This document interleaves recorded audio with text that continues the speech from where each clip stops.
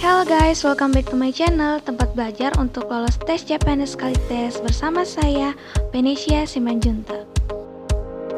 Pada video kali ini kita akan membahas soal TWK HOTS pilar negara, yaitu Undang-Undang Dasar 1945. Jadi silakan disimak videonya dari awal sampai akhir ya teman-teman. Seperti biasa kita akan belajar materi terlebih dahulu. Di sini saya telah merangkum pasal-pasal yang sering keluar pada saat ujian CPNS tahun 2021.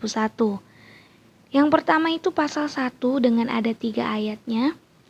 Ingat saja, yang pertama kesatuan republik, yang kedua kedaulatan rakyat, dan ketiga negara hukum. Ini harus dihafal dan dipahami dengan baik ya teman-teman.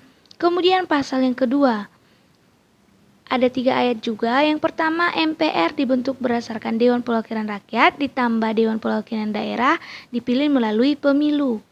Kemudian ayat yang kedua, sidang minimal 1 kali dalam 5 tahun.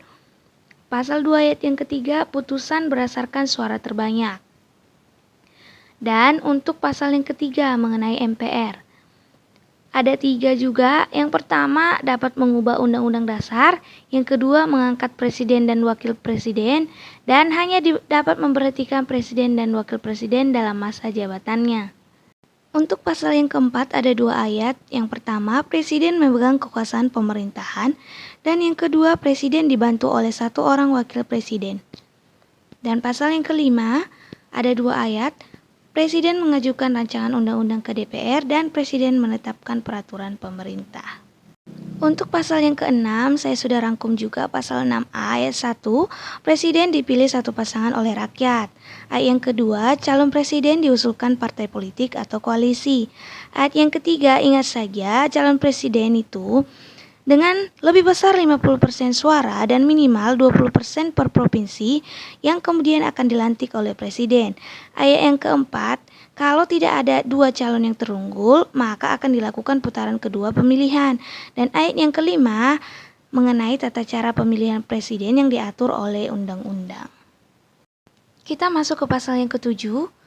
Presiden dan wakil presiden masa jabatannya 5 tahun dapat dipilih 1 kali lagi. Kemudian untuk 7A, presiden wakil presiden dapat diberhentikan MPR atas usul Dewan Perwakilan Rakyat.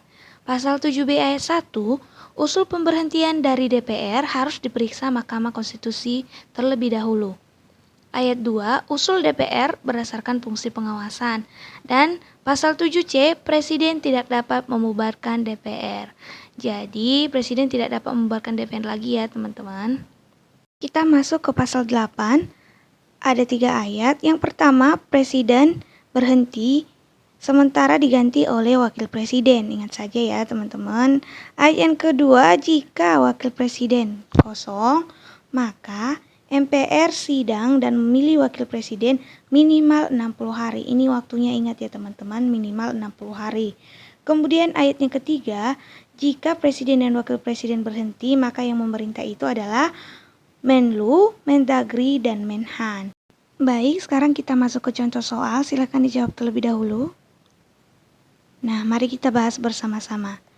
Pada awal era reformasi, muncul desakan di tengah masyarakat yang menjadi tuntutan reformasi dari berbagai komponen bangsa, termasuk mahasiswa dan pemuda. Tuntutan yang disebut sebagai tuntutan reformasi 1998 tersebut terdiri dari sebagai berikut, kecuali A. Amandemen atau perubahan Undang-Undang Dasar Negara Republik Indonesia tahun 1945. B. Desentralisasi dan hubungan yang adil antara pusat dan daerah atau otonomi daerah. C. Mewujudkan kebebasan pers. D. Mewujudkan stabilisasi ekonomi. Dan E. Mewujudkan kehidupan demokrasi. Jawaban yang benar adalah D. Mewujudkan stabilisasi ekonomi. Mari kita bahas bersama-sama. Tuntutan reformasi 1998 terdiri dari yang pertama, amandemen Undang-Undang Dasar Republik Indonesia tahun 1945. Yang kedua, penghapusan dui fungsi ABRI. Yang ketiga, penegakan supremasi hukum, penghormatan HAM, serta pemberantasan KKN, korupsi, kolusi, dan nepotisme. Yang keempat, desentralisasi dan hubungan yang adil antara pusat dan daerah atau otonomi daerah. 5. Mewujudkan kebebasan pers. Dan ke-6, mewujudkan kehidupan demokrasi. Pada soal yang ditanya adalah kecuali, jadi jawaban yang tepat adalah D, mewujudkan stabilisasi ekonomi. Kita masuk ke soal yang kedua, silakan dijawab. Baik, kita bahas bersama. Walaupun secara resmi tidak menggunakan nama UUD sementara, namun sejak semula pembentukan UUD 1945 dimaksud bersifat sementara. Hal ini dapat dilihat dalam aturan tambahan pasal A. Pasal pertama, B. Pasal 2, C. Pasal 3, D. Pasal 4, dan E. Pasal yang kelima. Jawaban yang tepat adalah B. Pasal yang kedua. Mari kita analisis bersama. Jumlah aturan tambahan pada Undang-Undang Dasar 1945 itu hanya ada 2 pasal ya teman-teman. Jadi otomatis untuk pasal 3-5 tadi sudah tercoret.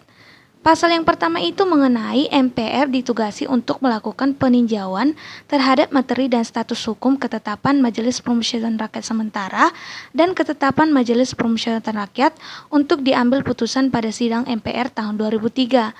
Sedangkan pasal yang kedua berisi mengenai dengan ditetapkannya perubahan UUD, maka UUD 1945 terdiri atas pembukaan dan pasal-pasal, dan perubahan tersebut telah diputuskan dalam rapat paripurna MPR yang akan berlanjut tanggal 10 Agustus 2002 dan mulai berlaku pada tanggal yang ditetapkan. Jadi, berdasarkan soal tersebut, maka pasal yang dimaksud adalah pasal yang kedua. Kita masuk ke soal yang ketiga, yang dijadikan alasan akan pemberian sifat sementara pada Undang-Undang Dasar 1945 dapat diperkirakan A. Pembentuk UUD 1945 sendiri masih belum merupakan badan representatif untuk menetapkan UUD 1945. B. Masih belum mempunyai presiden dan wakil presiden. C. Belanda masih ingin menduduki negara Indonesia. D. Masih dalam kondisi politik yang belum stabil. Dan E. Masih terjadi perang. Sudah dapat jawabannya teman-teman? Baik, jawaban yang benar adalah A. Pembentuk Undang-Undang Dasar 1945 sendiri masih belum merupakan badan representatif untuk menetapkan UUD 1945. Kita masuk ke soal yang keempat, silakan dijawab terlebih dahulu. Baik, mari kita bahas bersama. Menurut Undang-Undang Dasar 1945 Pasal 7A, Presiden dan atau Wakil Presiden dapat diberhentikan dalam masa jabatannya oleh Majelis Permusyawaratan Rakyat atau MPR atas usul A. Dewan Perwakilan Rakyat atau DPR, B. Mahkamah Agung atau MA, C. Mahkamah Konstitusi atau MK, D. Dewan Pertimbangan Agung atau DPA, dan E. Mayoritas suara anggota Majelis Permusyawaratan Rakyat atau MPR. Jawaban yang tepat adalah A. Dewan Perwakilan Rakyat. Di awal tadi kita sudah pelajari bersama pasal yang ke-7 dan pasal yang ke-7A, Presiden Wakil Presiden dapat diberhentikan MPR atas usul Dewan Perwakilan Rakyat. Jadi harus selalu diingat ya teman-teman, kalau bisa dihafalkan agar nanti pas soal muncul seperti ini sudah tahu jawabannya. Kita masuk ke soal yang kelima. Menurut Undang-Undang Dasar 1945 Pasal 2 Ayat 1, Majelis Permusyawaratan Rakyat atau MPR terdiri atas A. Anggota DPR dan anggota DPRD ditambah anggota DPD, B. Anggota Dewan Perwakilan Rakyat ditambah anggota Dewan Perwakilan Daerah, C. Anggota Dewan Perwakilan Daerah, D. Anggota Dewan Perwakilan Rakyat, dan E. Anggota Dewan Perwakilan Rakyat tambah anggota Perwakilan Rakyat Daerah ditambah utusan daerah. Jawabannya cukup mudah ya teman-teman karena tadi kita sudah bahas di awal. Jawaban yang paling tepat adalah B. Anggota Dewan Perwakilan Rakyat ditambah anggota Dewan Perwakilan Daerah.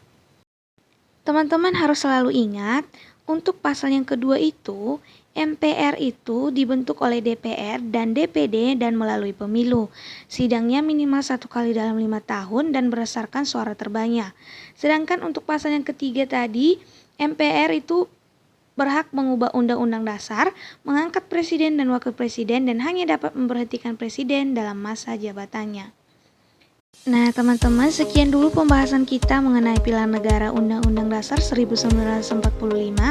Jangan lupa untuk like, komen, dan subscribe untuk mendapatkan notifikasi terbaru mengenai belajar TKP, TIU, dan TWK untuk persiapan tes CPNS tahun 2023. Terima kasih.